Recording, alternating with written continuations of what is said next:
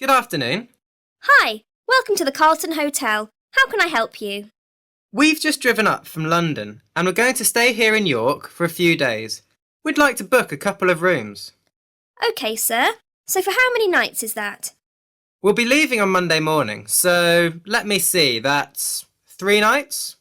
And you said 2 rooms. Who are the rooms for? I'm here with my wife and 2 kids. They are 9 and 11. Sorry, 9 and 12. The eldest has just had his birthday. So we'd like 1 twin room for the kids and another double for my wife and I. OK, well, we've got 2 rooms available, both en suite. Great. How much are they per night? Let me see. The twin room is £40 per night and the double room is £50 per night. OK, that sounds reasonable. So what is the total for 3 nights for both rooms? Let me check. That will be a total of £270. And that includes everything? Yes, that price includes tax. OK. Can I pay by credit card? Yes, sure. You'll need to pay for the first night now, and you can pay for the other nights when you leave. Or you can pay for all 3 nights now.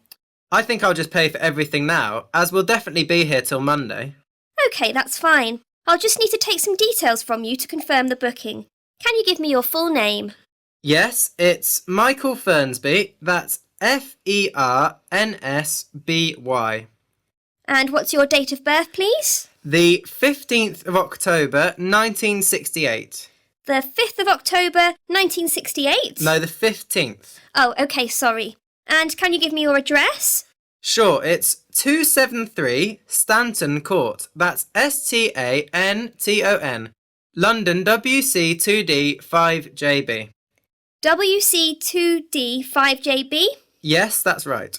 And your telephone number? My mobile number is... Hold on, just let me check. I can never remember it. Ah, here it is. It's 08773 879 456. OK, those rooms are booked for you then.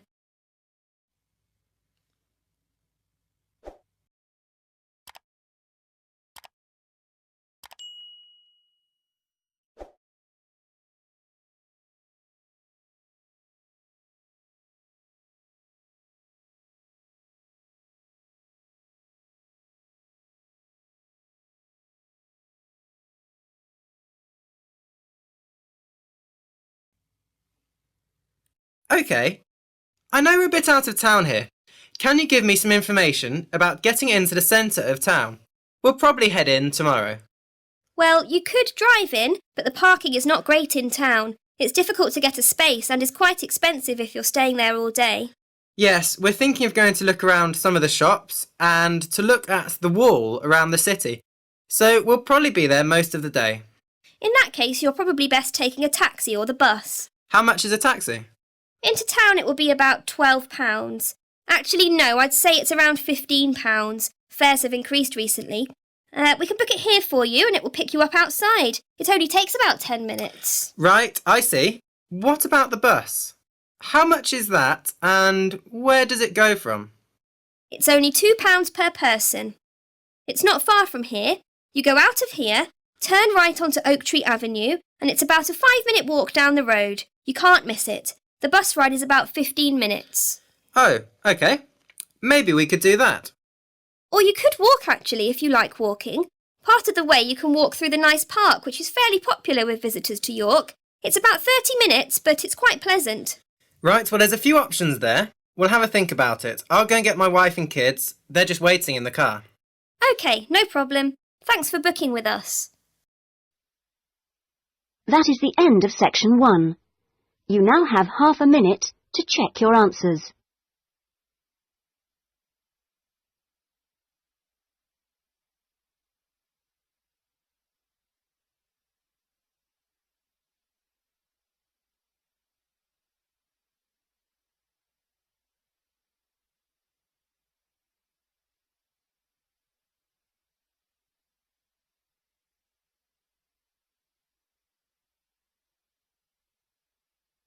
Now turn. A woman talking to a group of students about volunteering opportunities with her company, Time Abroad.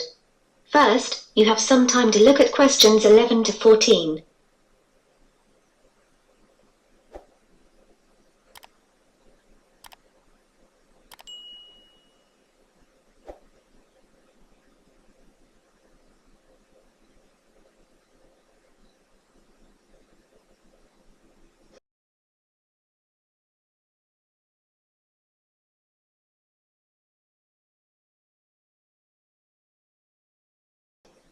Now listen to questions 11 to 14. OK everyone, thanks for coming today and for your interest in volunteering abroad. For those that don't know much about our company, Time Abroad, let me start by telling you a bit more. Time Abroad is one of the largest volunteer abroad organisations in the UK. The company was founded in 2000. In 2007, the company grew by joining with another company, PT Travel, making us even larger.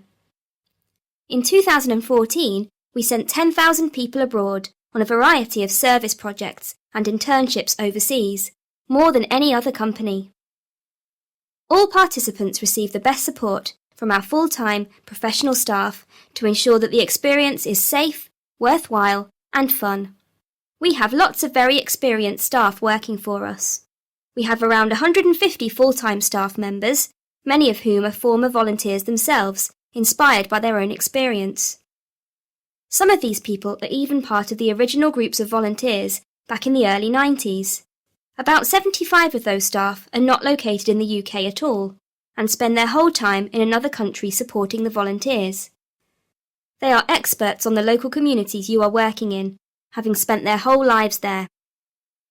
They have vast experience in fields such as community development or education. The times that volunteers join the programme vary a lot.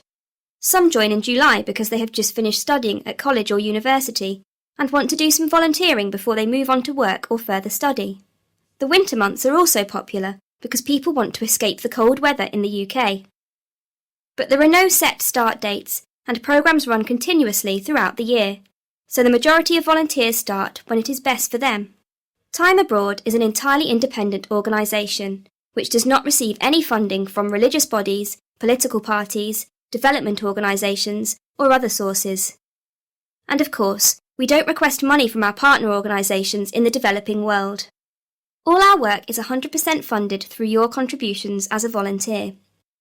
We do get help from the government, but that is from reduced business taxes, not financial contributions.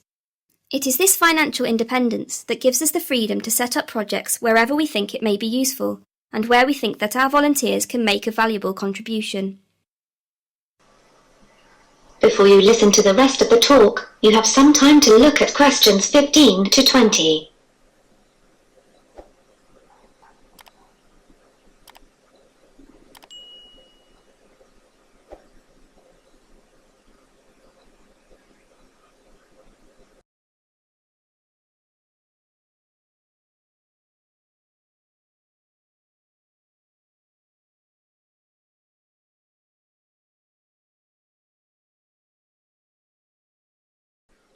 Now listen to questions 15 to 20.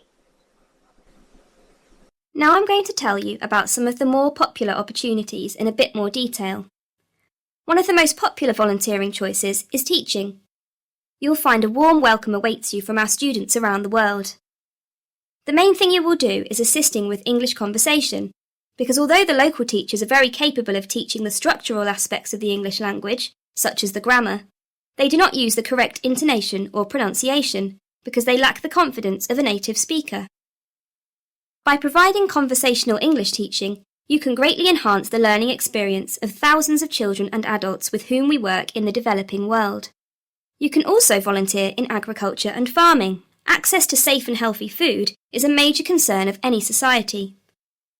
Volunteers work on a farm with the aim of promoting sustainable local food sources and responsible farming. Using pesticides and other destructive agricultural techniques can have a long-term negative impact on the environment and threaten the future well-being of whole regions. Time Abroad's agricultural and farming projects focus on organic farming practices and educating local communities on their benefits. You could also volunteer in the field of veterinary medicine. If you do this, you will be working alongside a vet in a local veterinary practice. You will help the vet when people bring in sick animals or join the vet on visits to people's houses or other places. You will gain fantastic insight that would not be possible in your own country. You are likely to see many exciting types of animals, like snakes, big cats, or even elephants. And you will develop a better understanding of the problems people are faced with in both urban and rural areas of the Third World. So, I hope that's helped you to learn a bit more about Time Abroad. Does anybody have any questions? That is the end of section 2. You now have half a minute to check your answers.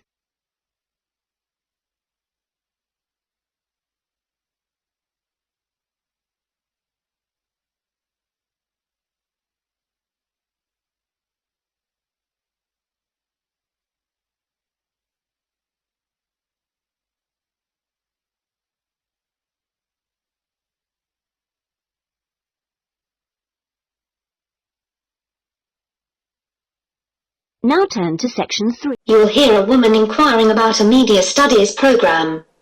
First, you have some time to look at questions 21 to 25.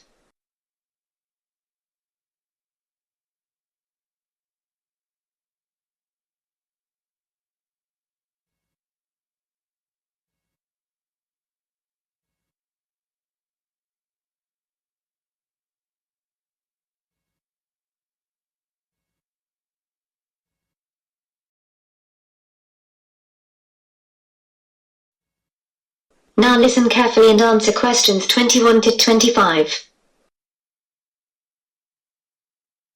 I'm looking for some advice about doing a master's degree in media studies. Am I at the right place? Yes, my name's Mark. I'm head of the Media Studies course. Nice to meet you. And you are? I'm Louise. Nice to meet you too. So how can I help you? Well, I've seen the prospectus for the course, but I'm still a bit confused about a few things and about some of the options for studying. What's your situation at the moment? Are you working? Yes, I've been working as a journalist for a local newspaper for the last 3 months. Prior to that, I had 2 jobs in the media, at a small local radio station for about 2 years and at a TV station for about 4 years. So I've worked in media for about 6 years in total. Okay, well that's useful if you want to do the course. What's your motivation to do further study?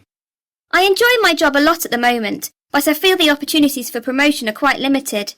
It's not that I think a master's will help with this though. I'll probably leave my job, maybe to go into TV or something, but basically I think wherever I end up going in the future, employers prefer to see someone with postgraduate qualifications these days. And are you intending to study full-time? Well, I'd really like to keep working as I need an income. What are the options for me if I want to work while studying? You could do certain modules over a number of years if you like. It's up to you how many you do. Basically, you get credits for the ones that you complete. People usually do the Masters in anything from 18 months up until 4 years. It depends on your time. If you wanted a fixed schedule and attendance and did it part-time, then that would be a total of 3 years. So what's the admission criteria to join the course? Well, there are a few things that are useful but not essential. But there are some requirements. Usually to join a Masters, people must have a bachelor's degree. But we are prepared to overlook this if someone has enough work experience. But you must have one or the other. It's useful if you have research experience, as you have to complete a thesis, but we can train you on this if not. It is essential that you have motivation if you want to join the course, as it is very demanding. Before you hear the rest of the conversation, you have some time to look at questions 26 to 30.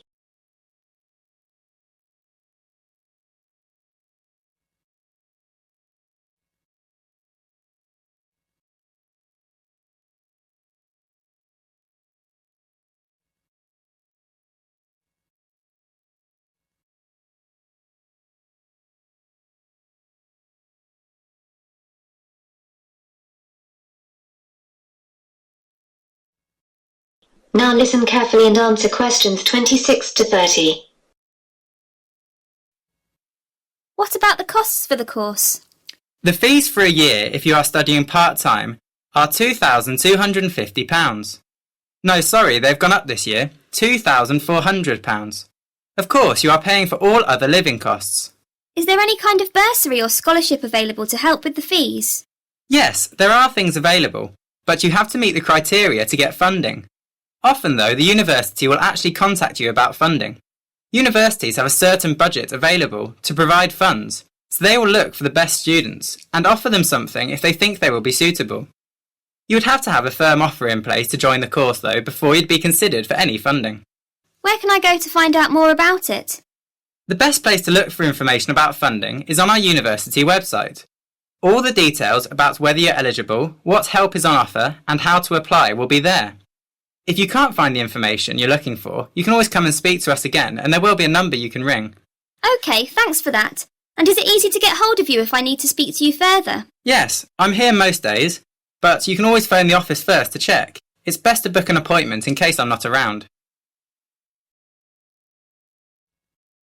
That is the end of section 3. You now have half a minute to check your answers.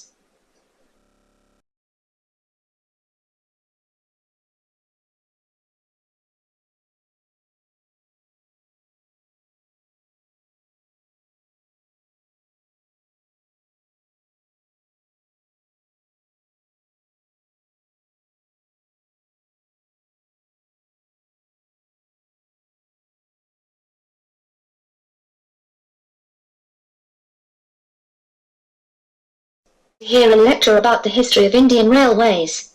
First, you now have some time to look at questions 31 to 40.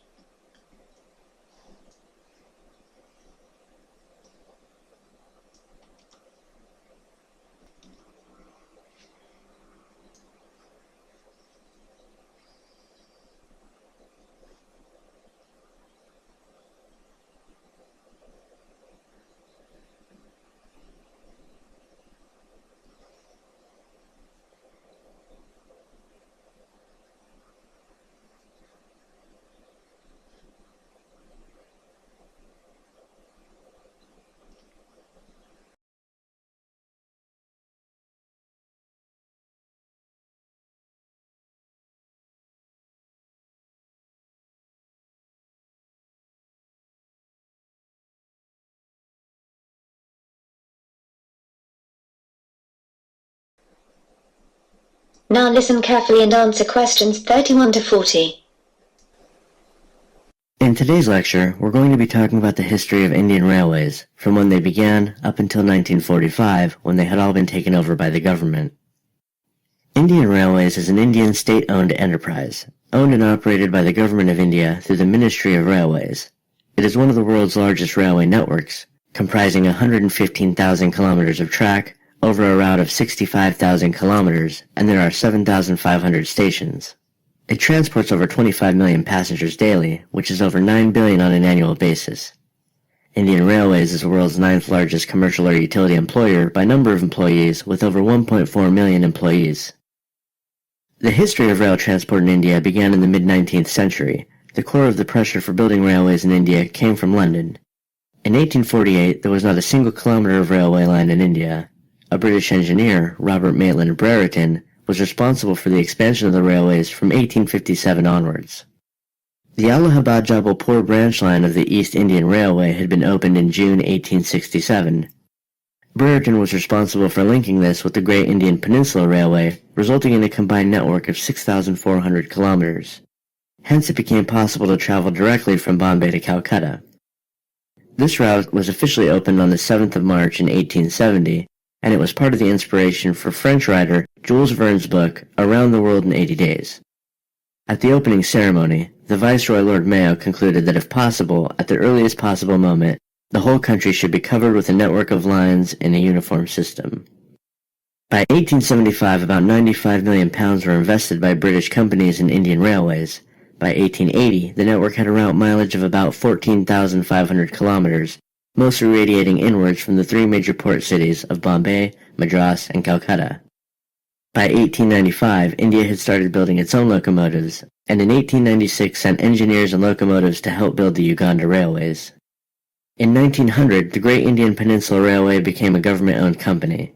The network spread to the modern-day states of Assam, Rajasthan, and Andhra Pradesh, and soon, various autonomous kingdoms began to have their own rail systems. In 1905, an early railway board was constituted, but the powers were formally vested under Lord Curzon, the then Viceroy of India. It served under the Department of Commerce and Industry, and had a government railway official serving as chairman, a railway manager from England, and an agent of one of the company railways as the other 2 members. For the first time in its history, the railways began to make a profit. In 1907, almost all the rail companies were taken over by the government. The following year, the first electric locomotive made its appearance, and with the arrival of World War I, the railways were used to meet the needs of the British outside India, but with the end of the war, the railways were in a state of disrepair and collapse. In 1920, with the network having expanded to 61,220 kilometers, a need for central management was mooted by Sir William Ackworth, a British railway economist. Based on the East India Railway Committee chaired by Ackworth, the government took over the management of the railways and detached the finances of the railways from the other government revenues. The period between 1920 and 1929 was a period of economic boom. There were 66,000 kilometers of railway lines serving the country. The railways represented a capital value of some 687 million sterling, and they carried over 620 million passengers and approximately 90 million tons of goods each year. Following the Great Depression, the railways suffered economically for the next 8 years, and the Second World War severely crippled the railways. Starting in 1939, about 40% of the rolling stock, including locomotives and coaches, was taken to the Middle East. The railway workshops were converted to ammunition workshops, and many railway tracks were dismantled to help the Allies in the war. By 1946, all rail systems had been taken over by the government. That is the end of section 4. You now have half a minute to check your answers.